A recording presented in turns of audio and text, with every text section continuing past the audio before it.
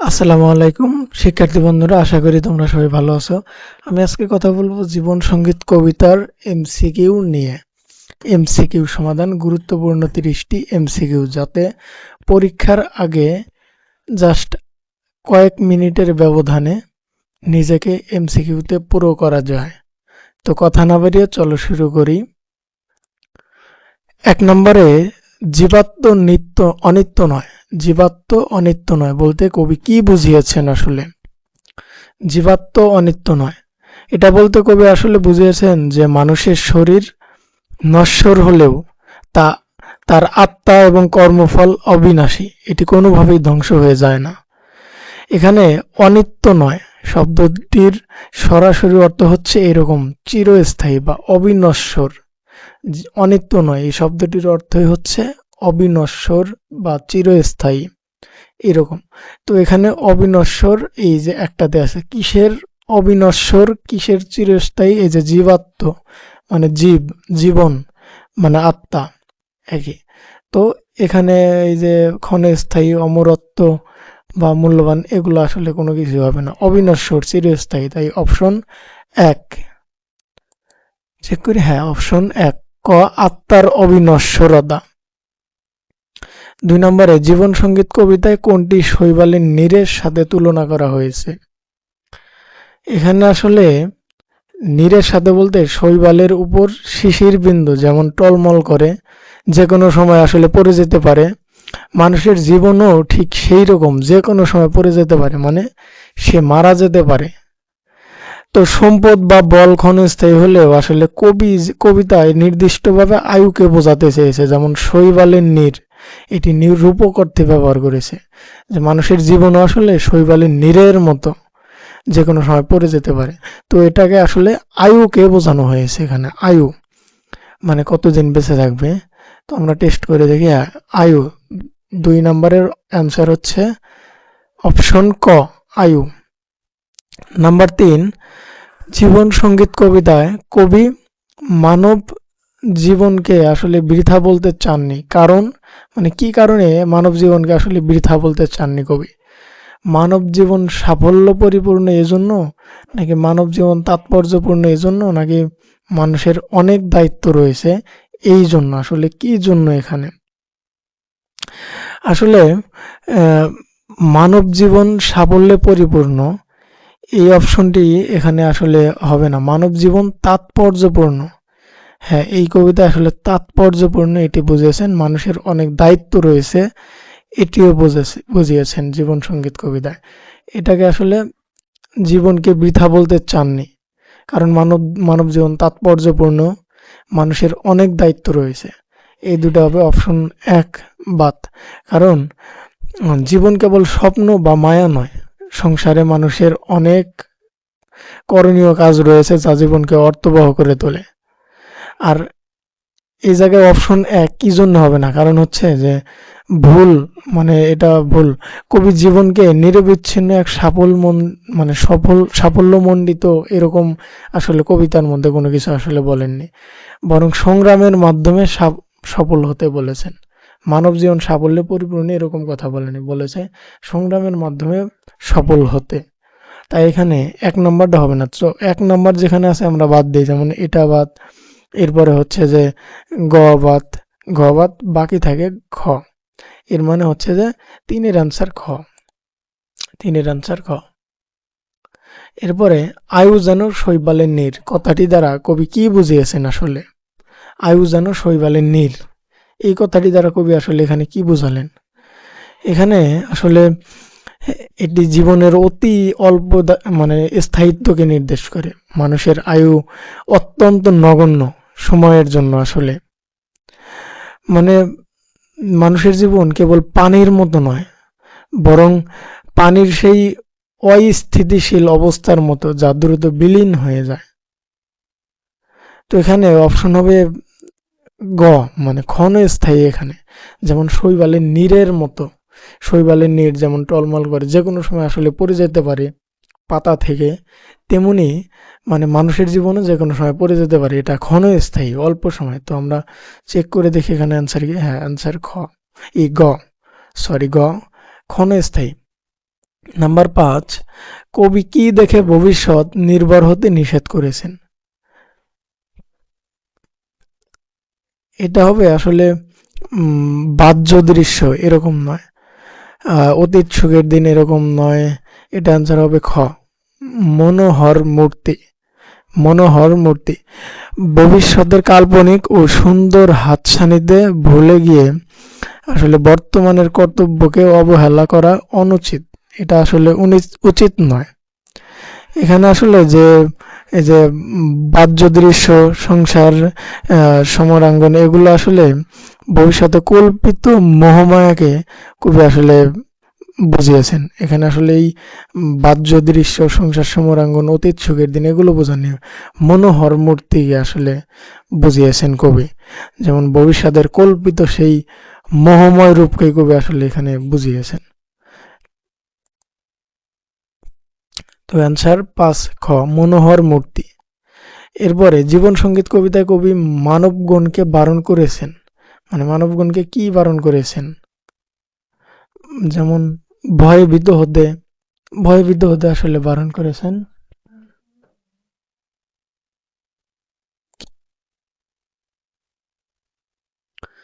আসলে জীবন সঙ্গীত কবিতায় কবি মানবগণকে বারণ করেছেন ভয়ে ভীত হতে, সুখের আশা করতে, বৃথা জীবন আসলে ক্ষয় করতে। এই তিনটা খারাপ দিক, নেতিবাচক, এই তিনটাকে আসলে মানে অ্যাভয়েড করতে বলেছেন।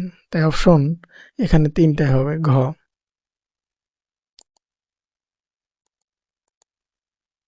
এরপরে 7, জীবন সঙ্গীত কবিতায় দুঃখের কারণ হিসাবে কোনটিকে বোঝানো হয়েছে? বৃথা জন্ম ভাবা, সুখের আশা করা, সংসারে সমরাঙ্গন যুদ্ধ করা, ভবিষ্যতের উপর নির্ভর করা। 7 নম্বরে অ্যান্সার হবে আসলে খ, কবি মনে করেছেন জীবনে কেবল সুখের প্রত্যাশা করলে দুঃখের ভার আরো বেড়ে যায়। কারণ জীবন কেবল সুখের জন্য নয়। বৃথা জন্ম ভাবা বা সংগ্রাম করা দুঃখের কারণ নয়, বরং এগুলো থেকে উত্তরণের পথ। তো এখানে আসলে যে আমরা যদি মানে যেমন নিজের সে যিনি দুঃখে আছে তাকে যদি দেখি তাহলে আমাদের নিজেকে মানে ভাগ্যবান মনে হবে। এই জন্যই কবি এখানে বুঝিয়েছেন যে সুখের প্রত্যাশা করলে দুঃখের ভার আরো বেড়ে যায়। তো এখানে সুখের আশা করাকে আসলে কবি দুঃখের কারণ হিসাবে ইঙ্গিত করেছেন। সুখের আশা করা। জীবন সঙ্গীত কবিতায় কবি কিসের আশা করতে নিষেধ করেছেন? সম্পদের, লাভের, সুখের নাকি দীর্ঘায়ুর? কিসের আসলে নিষেধ করেছেন? সুখের নিষেধ করেছেন, কারণ সুখের আশা করলে দুঃখের ভার বেড়ে যায়। এই যে সুখের আশা। কবি কেন মানুষের জীবনকে বৃথা বলতে চাননি? কি জন্য আসলে বৃথা বলতে চাননি? কারণটা কি আসলে এখানে? মানব জীবন অত্যন্ত দুর্লভ এবং সংসারের মায়া মমতা ত্যাগ করে বা বৈরাগী হয়ে প্রকৃত মুক্তি পাওয়া সম্ভব নয়। কারণ আসলে ক্ষণস্থায়ী হওয়া জীবনকে বৃথা বলার কারণ হতে পারে না, বরং ক্ষণস্থায়ী বলেই একে কাজে লাগানো উচিত আমাদের।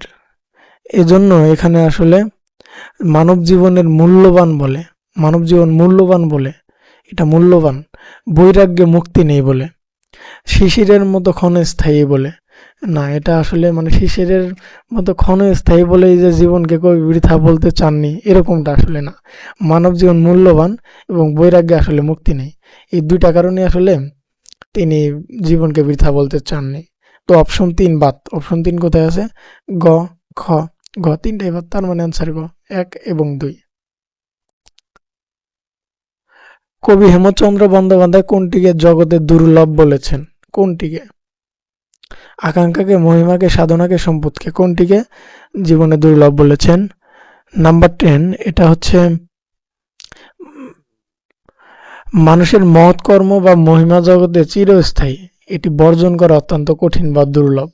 সম্পদ বা সাধনা ব্যক্তিগত হতে পারে, কিন্তু সার্বজনীন হচ্ছে মহিমা অর্জনই, প্রকৃত শ্রেষ্ঠ মহিমা অর্জনই।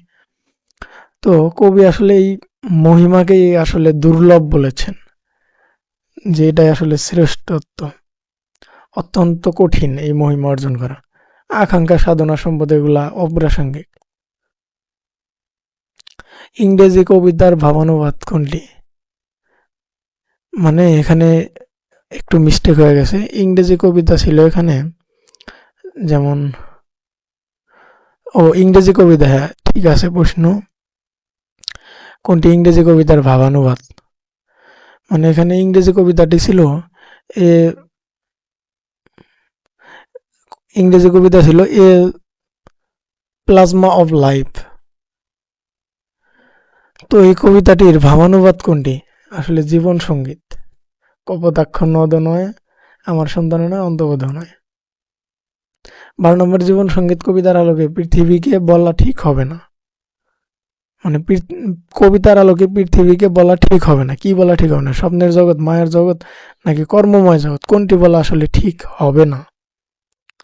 নাম্বার 12, নাম্বার 12 আসলে স্বপ্নের জগৎ, মায়ার জগৎ বা কর্মময় জগৎ, এটা ঠিক আছে, কিন্তু স্বপ্নের জগৎও না, মায়ার জগৎও না, এই দুটা কর্মময় জগৎ। জীবন তো আসলে কর্মময় জগৎই। কর্মময় জগৎ, জীবন মানে কর্মময় জগৎ, এটা তো ঠিক আছে। তার মানে অপশন 3 ঠিক। তো এখানে না, 3 ঠিক না, কর্মময় জগৎ এটা ঠিক। কিন্তু এখানে বলেছেন যে কবিতার আলোকে পৃথিবীকে বলা ঠিক হবে না। কোনটি? স্বপ্নের জগৎ বলা ঠিক হবে না, মায়ের জগৎ বলা ঠিক হবে না, হ্যাঁ কর্মময় জগৎ। তাই 1 এবং 2, 1 এবং 2 ক অ্যান্সার। হ্যাঁ ক অ্যান্সার। কবি হেমচন্দ্র বন্দ্যোপাধ্যায় কিসে মুক্তি নেই বলেছেন? কিসে মুক্তি নেই? সংসারে, বৈরাগ্যে, সংগ্রামে, নাকি পরিবারে? কিসে মুক্তি নেই? বৈরাগ্যে মুক্তি নেই। সংসার ত্যাগ করে বা সন্ন্যাসী গ্রহণ করে জীবনের প্রকৃত উদ্দেশ্য সাধন বা মুক্তি পাওয়া যায় না আসলে। তো বৈরাগ্যে মানে বৈরাগ কাকে বলে? যে সন্ন্যাসী হয়ে যায়, সংসার পরিবার পরিচ্ছেদ সব রেখে পাগল হয়ে একদিকে বের হয়ে যায়, তাকে আসলে বৈরাগ বলে। বৈরাগে আসলে মুক্তি নেই। অ্যান্সার খ। দ্বার শব্দের সমর্থক শব্দটি কি? 14 নম্বর, দ্বার শব্দের দ্বারা শব্দের সমর্থক হচ্ছে স্ত্রী। পুনর্জীবন সঙ্গীত কবিতার প্রতিপাদ্য বিষয় হলো, প্রতিপাদ্য বিষয়টা আসলে কি জীবন সঙ্গীত কবিতার? এটি জীবনের প্রকৃত রূপ চেনা, সংসারে দায়িত্ব বোঝা, স্থায়ী কর্তব্যে অবিচল থাকার শিক্ষা। আসলে এখানে এই 3টি বিষয়ের সমন্বয়ে কবিতার সামগ্রিক চেতনা গড়ে উঠেছে। যেমন জীবন স্বরূপের অনুধাবন, হ্যাঁ স্বরূপ অনুধাবনের, সংসার স্বরূপ অনুধাবন, কর্ম ব্যবচাল, 3টাই হবে এখানে। ওহে জীব কর আকিঞ্জন বা আকিঞ্জন শব্দের অর্থ কি? 16 নম্বরে, আকিঞ্জন শব্দের অর্থ হচ্ছে আকাঙ্ক্ষা।